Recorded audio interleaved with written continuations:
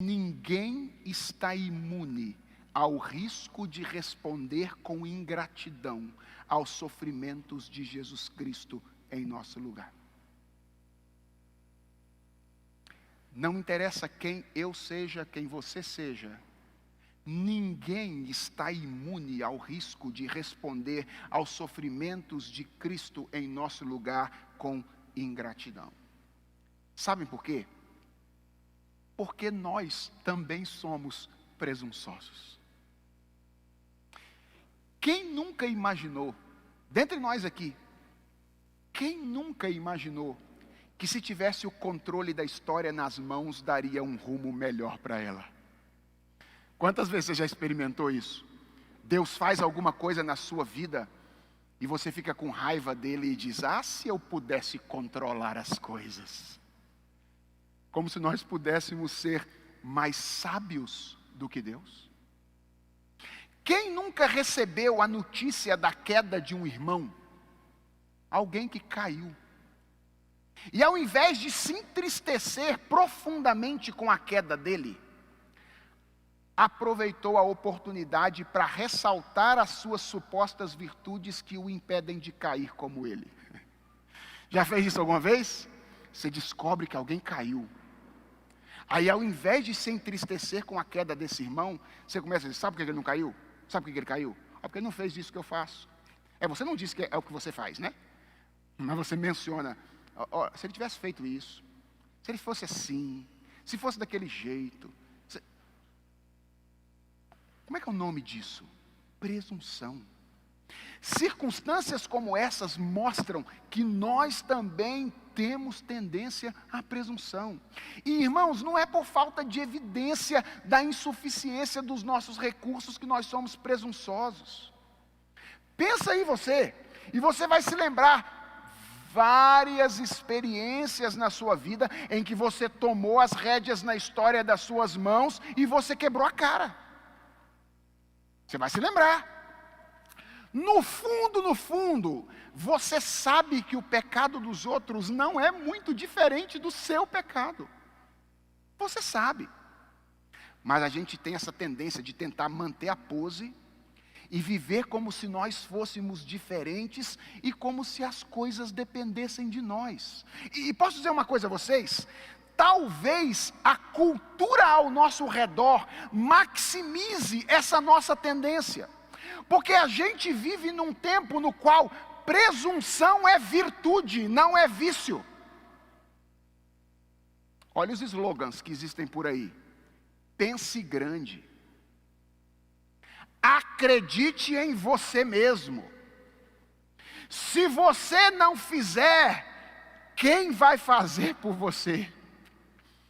Esse é o tipo de encorajamento ao qual nós estamos submetidos o tempo inteiro. E nós começamos a imaginar que talvez este seja o caminho para a segurança espiritual. Ou eu confio em mim mesmo, ou eu vou fracassar. Ou eu acredito que eu posso, ou eu já começo derrotado. Irmãos, Pedro tentou esse caminho de confiar em si mesmo, e o final desse caminho foi covardia e vergonha. Sabem por quê? Porque nós não somos apenas presunçosos, nós também somos fracos. Nós somos como aqueles discípulos que às vezes querem andar na vida espiritual sozinhos, sem Jesus, imaginando que pode vencer a carne, o diabo e o mundo pelas nossas próprias forças, porque afinal de contas nós nos convertemos lá no passado e agora a gente pode andar com as nossas próprias pernas. Enquanto a gente não consegue sequer segurar os nossos olhos diante de um momento, de uma noite de sono. Mas se você conhece a história toda, você sabe que esse não foi o caminho definitivo para Pedro. Quando a gente continua lendo a Bíblia, sabe o que a gente descobre?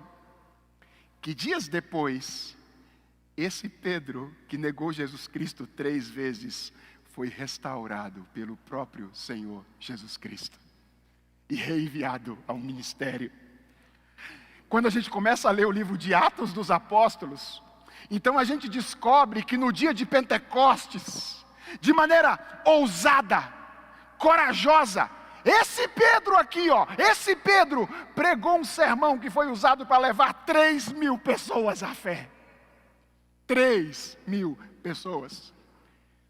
E quando as autoridades quiseram impor a ele a proibição de pregar em nome de Jesus Cristo, cala a boca, Pedro.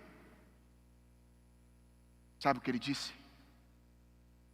Nós não podemos deixar de falar das coisas que vimos e ouvimos.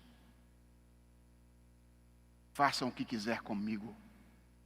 Antes importa obedecer a Deus do que aos homens.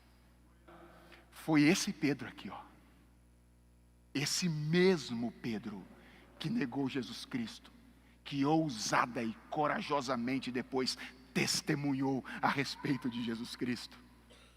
E sabe o que diz a tradição? A tradição diz que esse Pedro entregou a sua vida por amor a Jesus e ao Evangelho.